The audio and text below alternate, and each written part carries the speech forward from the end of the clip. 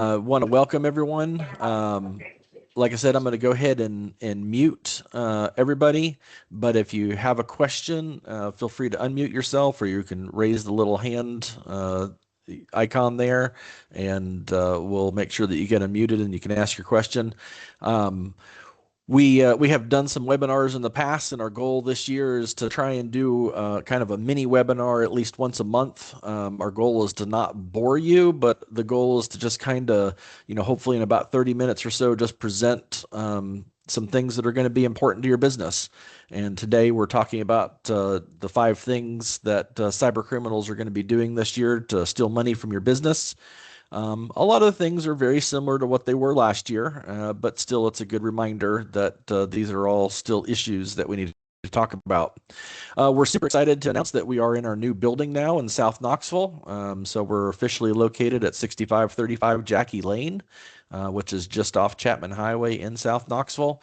We're very proud to have purchased a 10,000 square foot building, and we've got our entire crew together. And we've got some really great area, a conference room area that we're going to be doing some lunch and learns and some networking events in as well.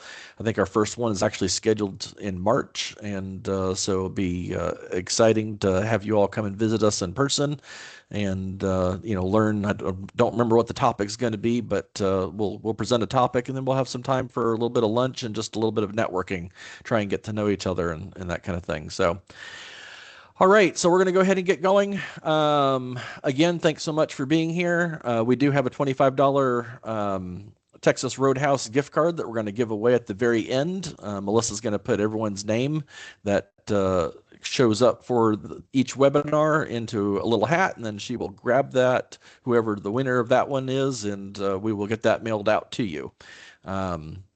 So let's see here. So cybersecurity, why is it such a big business? So first of all, Christy and I are in a webinar right now, and so I saw your call come up and wanted to grab it, but I'm somehow Andy ended up not being muted. Sorry.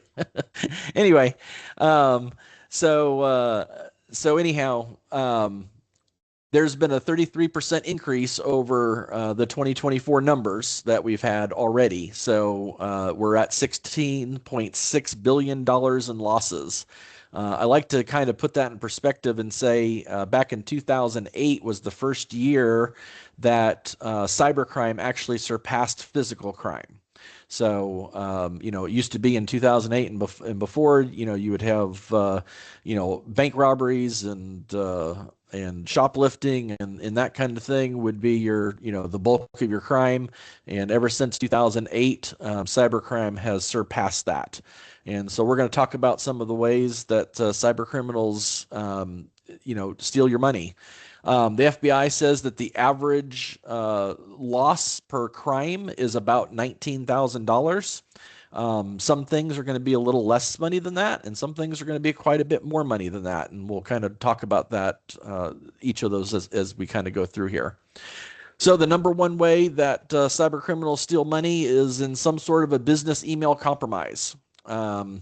And the thing is this is kind of a broader category, and actually I'm going to be talking about several different types of business email compromises. It's specifically in this talk that we're giving here, but each one of these is pretty high in losses, and so the average business email compromise loss is about $120,000, and again, some of that's a little bit lower and some of it's a little bit higher, but that's approximately what you're looking at in losses, which is why being diligent with your cybersecurity is so important. And a lot of you on here are my customers, and we are taking care of a lot of your cybersecurity problems for you already. However, there's only so much that we can do, and I'll kind of show you what I mean by that. There's definitely some responsibility on your part that you're going to need to take in order to help keep these numbers down. So as far as business email compromises, 73% of those are all email based. And it shows up in different ways. So it could show up as a spoofed or a hijacked email account. Um, a lot of these kind of look like the CEO needs to have this done, and so what happens a lot of times is a cyber criminal will either impersonate an email address, or they'll get physical um, entrance into the email network. And again, most of the time, again, I want to point out that email is probably one of the least secure ways, and one of the ways that most people out there underestimate. Like a lot of times when I'm talking to people about your cybersecurity and that kind of thing, a lot of people will say, oh well, I've got virus protection, and so I'm good. The problem is virus protection does not really secure your email. There's a lot of layers there that we have to do in order to secure your email. And having a good spam filter is one of them. Making sure your DMARC is set up properly is one of them. Having a software program like CyberRocket that can kind of do some deep level scanning of not only your email but your identity. Those are all things that a lot of people just don't understand that virus protection does not take care of, which is why it's so important to take care of your email environment. And so, again, you're looking at the CEO fraud. We see this a lot of times where they'll kind of impersonate the email address. So if your email address is, let's just say mine is Thomas Hill at cdtechnology.com. I have seen a lot of instances where cyber criminals will buy a web address that's similar to cdtechnology.com. Perhaps they'll take the T and replace it with an I or something.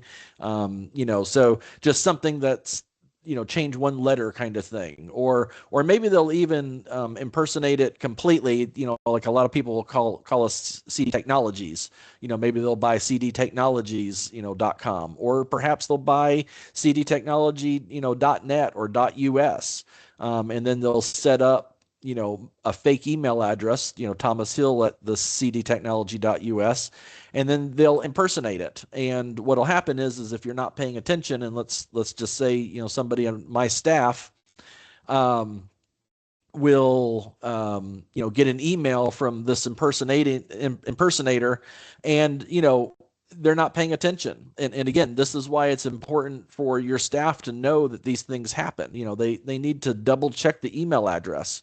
And almost in all of these in these impersonations, you're always going to see that there's some sort of an urgency that's going on.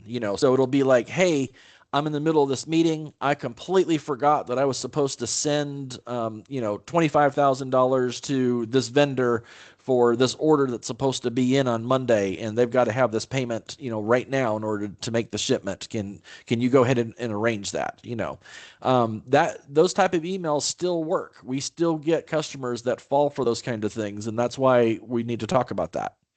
Other things that you see, for those of you that work on nonprofits, we see this a lot. A board member kind of thing. So I'm on the board with Camp Wesley Woods, for example.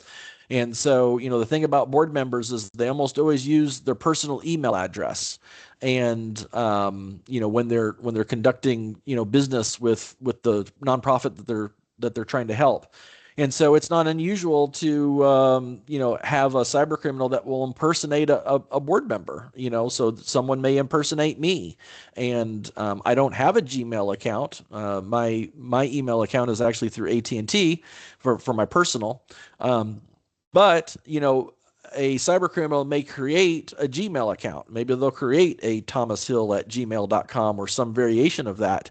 And that may send in a request to, the treasurer saying, hey, the subcommittee has voted that we need to do this. And so we need to have this check written and sent out to blah, blah, blah, or this ACH transaction needs to happen because the subcommittee said it was, good to go. And so, again, that's another way that you need to be aware of these kind of business compromise emails that kind of take effect. Let's see, other things that we see on a regular basis.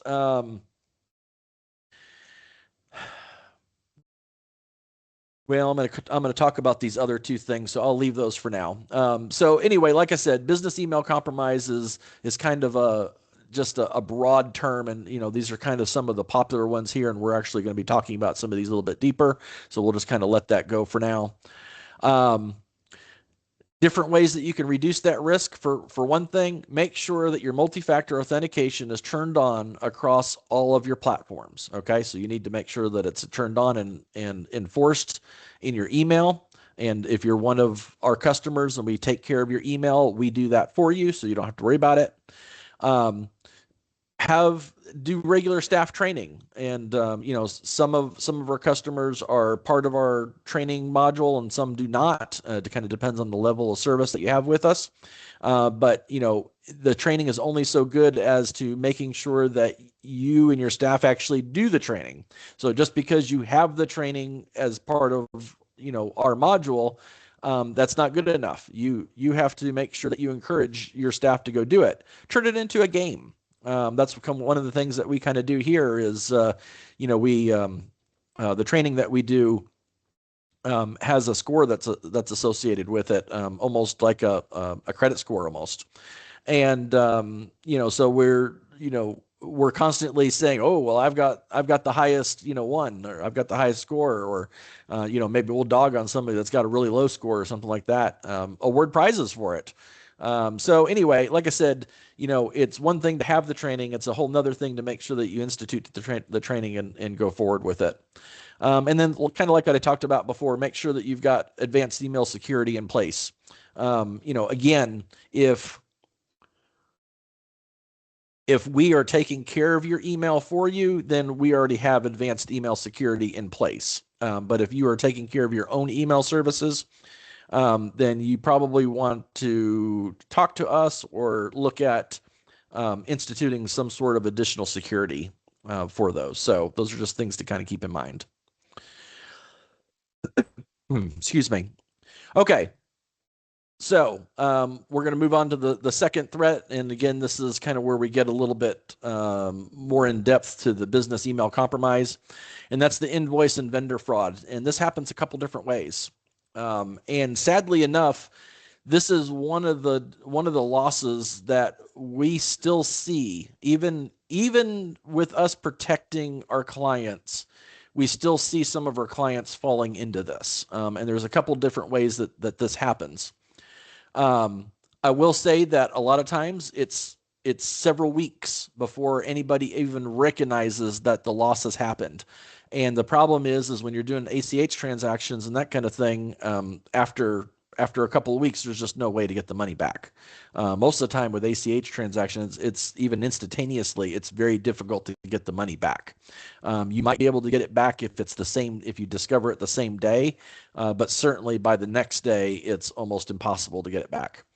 The average loss is $48,000, according to a national article that I was reading, and I believe that's on target. I know of two customers that we have had through the years that have had an invoice fraud, and one of them was a little under 48,000, and the other was a little over 48,000.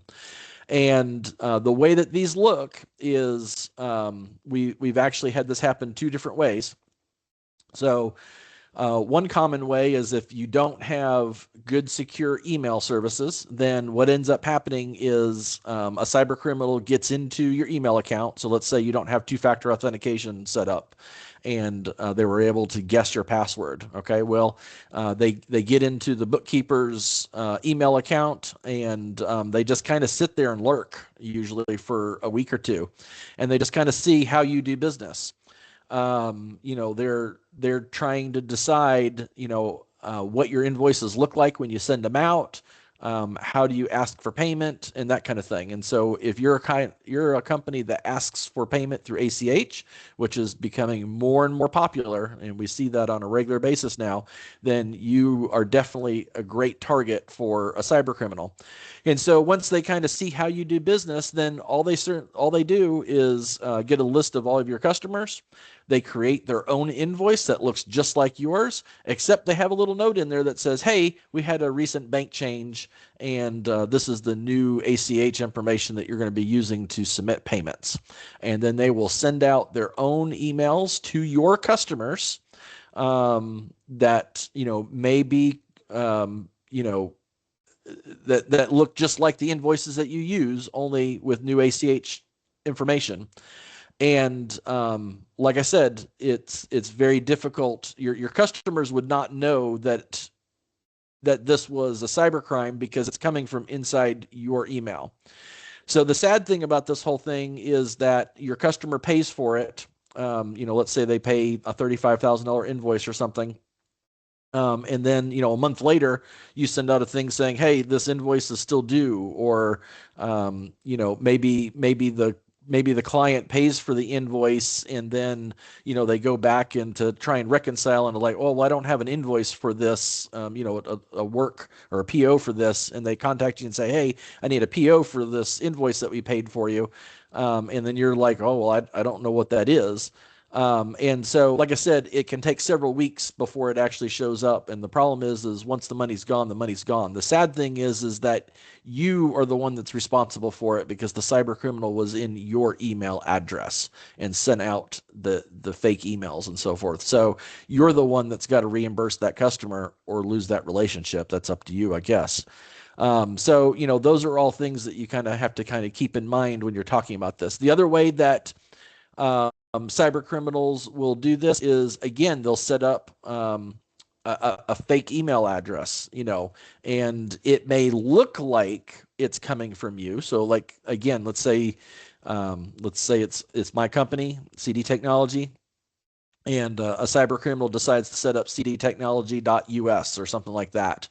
And somehow or another they figure out who I do business with. Well, that's not real hard. They could go to my Facebook. I mean, they can go to my website and see testimonials of clients that are on my website, and they could then say, okay, well, I'm just going to use this list of customers, and I'm going to create this invoice, and I'm just going to email it out to all these people that are have testimonials on Thomas's website. And in that type of situation, it's not really my fault because it didn't come from my email, but really it kind of comes down to the due diligence of the particular client. And it's very possible that maybe they're not paying attention. They don't realize that the invoice looks different. Any number of things, and usually what this comes down to is it comes down to the fact that there's not a verification process in place to make sure that things are getting paid that are supposed to get paid and things don't get paid that aren't supposed to get paid. And so, that kind of brings us to this slide here, which is, how do you reduce invoice fraud? Well, verification. You really need to have a process in place, a written process in place. And this is for small folks and larger folks. It doesn't really depend on the size of your company. You just need to have a verifiable, repeatable process so that, when something gets paid, that it's getting paid properly. You might need separate approval authority, so let's say maybe there's a double look back in some way where, when you get a new invoice in, how do you go about verifying that? I would strongly recommend that you not just take the phone number that's on that invoice, because it could be a fake phone number.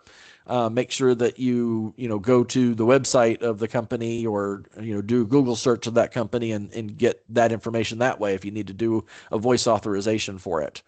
Other things to kind of keep in place. Again, this kind of goes back to email security, but make sure your domain and email protections are proper.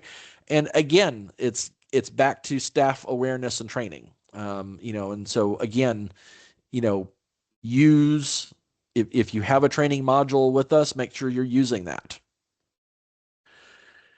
Okay, so the third threat that we see is payroll and direct deposit hijacking. I just actually talked to a customer not more than a few months ago, and he was telling me how this kind of happened. And the easy thing about this is what happens is the cyber criminals will go to your LinkedIn page. So they'll go and check out CD Technology on our LinkedIn page, and they'll see who works for CD Technology. They can see that Wes works with us, and Melissa works with us, and Tom works with us. And what ends up happening is the cyber criminal will then create their own email address. And, again, it's easy to set up a free email address. It doesn't cost anything at all. So, let's say it's Melissa Collins. A cyber criminal may set up a Gmail address for Melissa Collins that has part of her name in it. Maybe it's just Melissa Collins at gmail.com, or maybe it's Melissa, with a middle initial Collins, just whatever free email account they can set up. And then once they have that set up, they would send an email from that email address and say, hey, hope you're having a great day. Had to change my banking information, and this is the new information, or how do I go about getting that changed, or whatever. And the thing is a lot of people are like, oh, well, we're a small enough company, we don't know, um, this would never happen to us, kind of thing. But the guy that this happened to only had 12 employees, and he just fell for it, hook, line, and sinker, because again, the email address looked just like an email address that this employee might have had. And in this situation, they only got one, payroll, but it was like $2,000, for that particular payroll amount. That's a good amount, and it was easy money for the cyber criminal. So again, this is one of those things where, um, first of all, make sure MFA is turned on, because I have also heard of cyber criminals getting into, um, QuickBooks, for example, or if you're using Gusto or something like that. I've heard of cyber criminals getting in because two-factor authentication was not turned on properly. That's becoming less and less now, because QuickBooks and Gusto pretty much require it these days. But back when they didn't used to require it, it was easy to get into these accounts, and the cyber criminals could change that information all on their own. Um, but again, make sure that two-factor authentication is turned on. Make sure that you have a policy in place. So if a customer, I'm sorry, if an employee needs to change their payroll information, make sure that there's a policy, a voice follow-up, or something, some sort of way to be able to verify that was going to happen. Just don't email back on that email address. Go and find the email address that you have on file for that particular employee, and send back an email going, hey, I just wanted to make sure that you actually did send this request to have this changed. So again, um, it it most of you have the best cybersecurity tools in place, but cyber criminals are finding really easy ways to get by all of those tools, and and having a good process in place is sometimes, well, not only the process but also being aware is sometimes all that divides you and the next um, company from losing money from a cyber criminal. All right. Our fourth one is a ransomware type of attack. Ransomware attacks became popular about 10 years ago, and they have really morphed and modified in a lot of different ways. The scary thing about ransomware attacks is they are probably one of the most expensive attacks to recover from. Generally, the way that a ransomware attack happens is a cyber criminal gets access to your computer somehow. And that could happen a number of different ways. It could happen from, a bad email to what we call a rubber ducky attack, which is where, you find a flash drive laying on a floor in a lobby, and you think to yourself, well, what is that flash drive about? Let me just plug that into the computer. And, that's an infected flash drive. It's called a rubber ducky attack. So there's a lot of different ways that a cyber criminal can get into your system, but however way they get in and they make a copy of all the information that they have, and then they encrypt your entire drives. They destroy whatever backups you have, especially if you don't have air gapped backups. And then they put a sign on your screen that says, "Hey, we've encrypted your information." A lot of times they'll be cutesy about it and be like, "Hey, we've got your information nice and safe for you." Nice and safe. How funny. All you have to do is pay X amount of dollars, and we'll get that information back to you. So there's a lot of problems to this. First of all, it's very difficult to recover from this, especially if you don't have a good backup. And I'll kind of talk about the backups here in a little bit. But it's also very expensive, especially if you are a company. Let's say you're a private healthcare facility, or let's say you have to abide by the FTC safeguard laws. So a lot of our CPAs and that kind of thing have to abide by those. There's a lot of problems there if you end up getting ransomed, because then you have an obligation to your clientele to let them know that their information was stolen. You have to provide, you know, restitution for that. You have to try and get the information back. What we find is that most losses is easily $300,000 or higher, and that may or may not include the amount of the ransom that the cyber criminal is asking for. And the scary thing is you could be down easily for several weeks. So if you were to be ransomed and you didn't have a good backup system in place and an IT company that can recover, then it is not unusual for your company to be down for several weeks. The other scary thing is a lot of people are like, well, I'll pay the ransom. They're asking for $100,000. I'll just give them the $100,000. The problem is 68% of the time, you know, that doesn't work for whatever reason. The cyber criminals have been caught, or they just take the money, and you end up still not ever getting your information back. Um, so there's a lot of things that you need to make sure you have in place. The two biggest things, again, I'm going to make sure that you just do the normal stuff we've been talking about. Make sure that you've got your two-factor authentication turned on. Make sure your systems are patched so that, if you do get an email that has some sort of a breach in the email itself, that your system isn't. That's why a lot of our customers this year had to upgrade from Windows 10 to Windows 11, because Windows 10 was no longer getting Windows security updates. And so, if you're still working on a Windows 10 system, you are at risk of a cyber attack resulting in a ransomware, because you've got files on that system that are not patched, and a cyber criminal can easily take over. And so those are all things that need to kind of keep in mind. Make sure that you have an incident response plan in place. If there's a cyber attack, what is it that you do? Hopefully you have cyber liability insurance. That's one of the things that I recommend all of our customers have these days. Cyber liability insurance is not the same as just your E&O insurance. It's generally an add-on of some kind. But make sure that you have a good cyber insurance policy. But what you really need to do is talk with your insurance agent and kind of talk with them. So if I have a cyber attack, what is it that I should do? Because they may not want you to do anything. Your first response is going to be, well, I need to get my IT company involved, and you do. But I need to have them restore us as quickly as possible and get up and moving on this computer.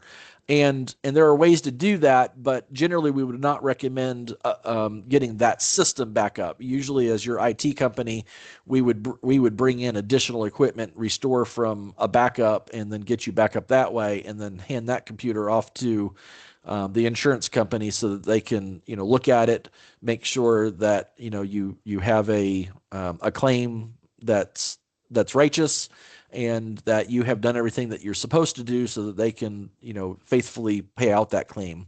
And perhaps that's going to include paying us as your IT company, paying your customers to make that right. There's just a lot of different things that kind of go into that, which is why you need to have some sort of an incident response plan in place. I think one of our webinars is we're actually going to talk about this a little bit more in depth. So I'm not going to say too much more about that. I will just say one more thing, and that is the importance of having good backups. And the thing is um, we had a lot of customers that would be like, well, I'm backing my stuff up myself. I'm backing it up to a flash drive, or I have an external hard drive that I back up to.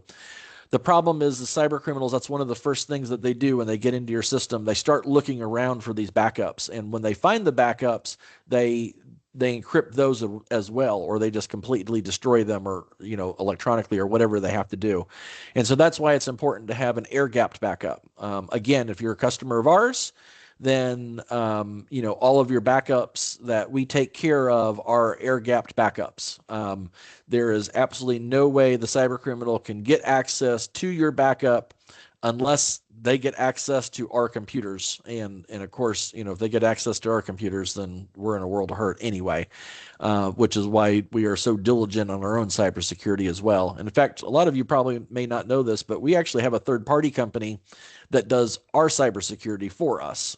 They're based out of Nashville. It's called Galactic.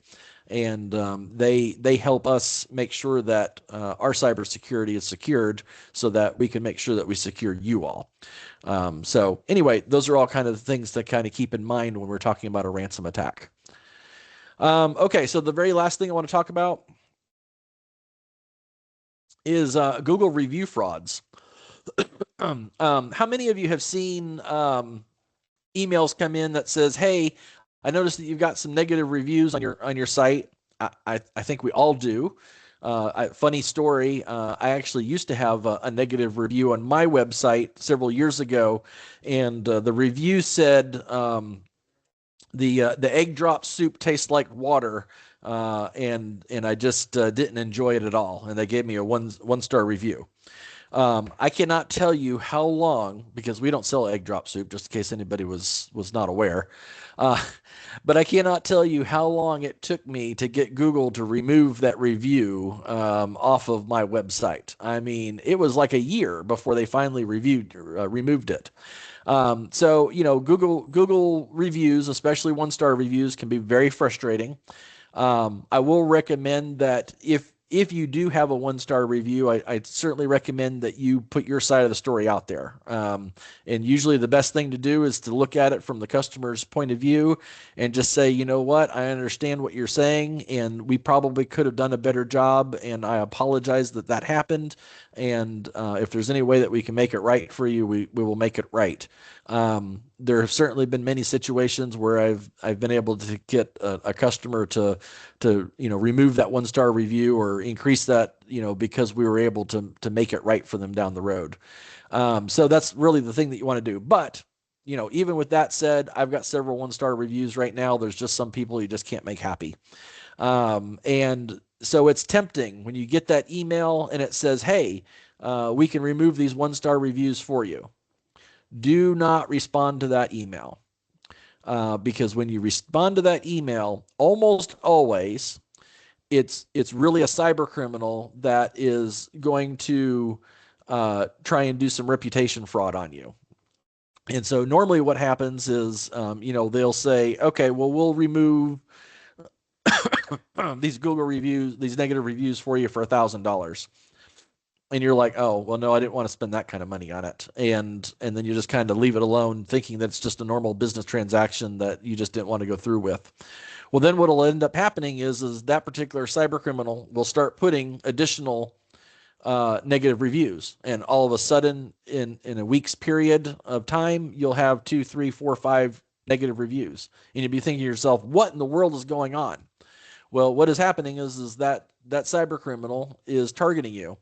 And at some point, you'll get another email from them saying, "Hey, I tried to help you out by removing negative reviews, but now it looks like you've got more. Do you want to pay $2,500 to have me remove these?"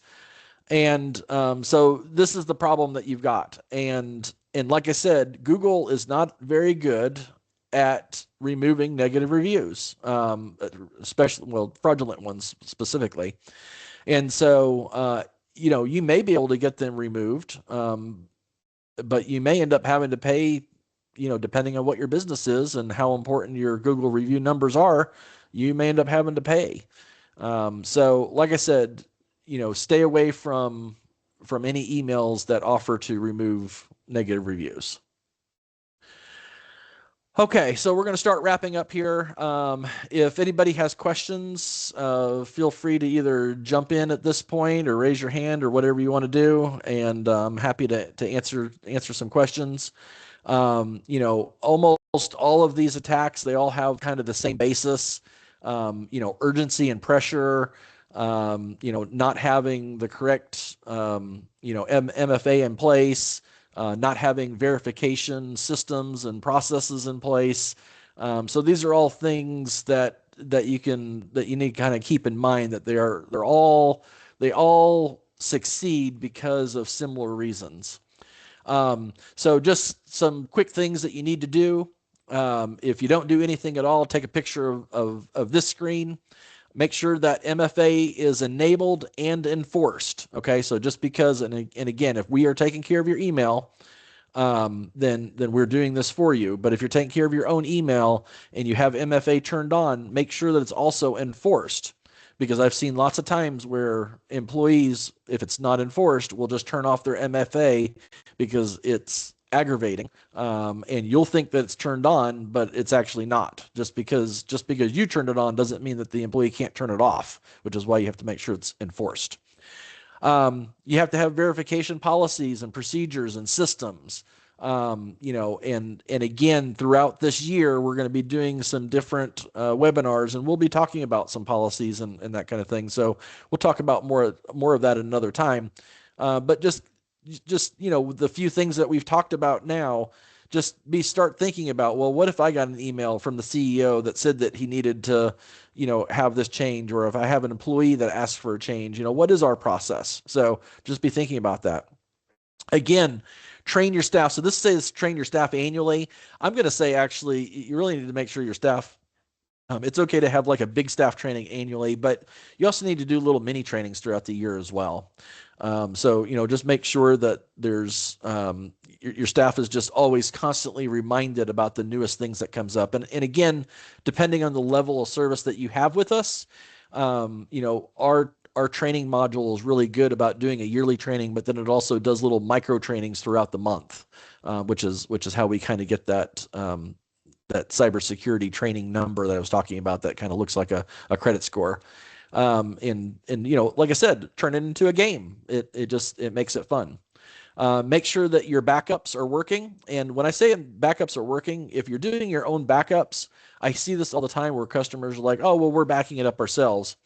And then if we come in and do a test for them, we'll find out, well, you're backing it up yourself, but you haven't verified this backup. And so the last backup that actually occurred 45 days ago. So, you're missing a whole month and a half worth of information here. So, make sure that you're not only backing up, but make sure that your backups are verified. Try and roll out a backup to make sure that it actually works. And again, if you're a customer of ours, that's one of the things that we already do for you. Usually either most of the time it's monthly. We've got a ticket that pops up and that says, hey, test the backups for, whatever company that popped up that day. And so, our guys will go through and test that backup, make sure it's working properly. And then lastly, make sure you're looking at your cyber insurance. If you're not sure that you have cyber insurance, be sure to reach out to your insurance agent and talk with them about what you might need, because like I said, your E&O insurance does not cover any of these things. If you ever have anything that you're unsure about, of course my customers can always reach out to me, and I'm happy to jump on a conversation with you. And if you're not one of our customers, feel free to have another conversation with me as well, or we offer a security risk assessment where we'll come in and do a full assessment of your company and how you do things. And usually it ends up being a 50-60 page report, to kind of give you an idea of where your company is lacking in security. So questions. Does anybody have any questions? Anybody want to be unmuted? Raise your hand. Okay. Well, I guess we're just waiting for the gift card then. Melissa, can you put all of our people in a hat and tell us who won lunch at Texas Roadhouse today? Yes, I can, and that person is Ann Harris. Ann Harris, congratulations. You're going to be heading to the Roadhouse, get you a steak. Melissa will make sure that she gets that in the or in the mail to you. Um, Last chance for questions, and we are going to have this webinar up. It usually takes us a couple days to get it processed, and we'll have it up on our website underneath the webinars page. And again, be looking. My goal is to do a little mini webinar at least once a month, and so be looking for that. And again, we'll give away lunch, and hopefully you'll learn a little something new about how to protect your company. So again, thank you so much. Appreciate seeing everyone, and you all have a great rest of your day.